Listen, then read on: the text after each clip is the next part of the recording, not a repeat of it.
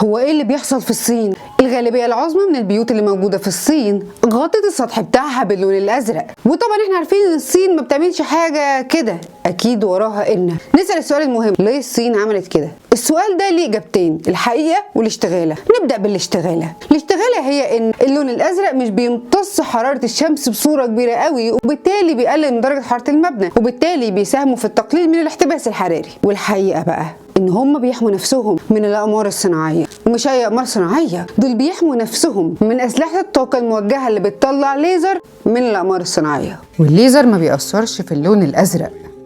ولو انت ما تعرفش، فاكبر عدد اقمار صناعيه موجود في الفضاء يخص امريكا. نسال السؤال الثاني، هم ليه خايفين من الليزر؟ هو الليزر ده ممكن يكون بيعمل ايه؟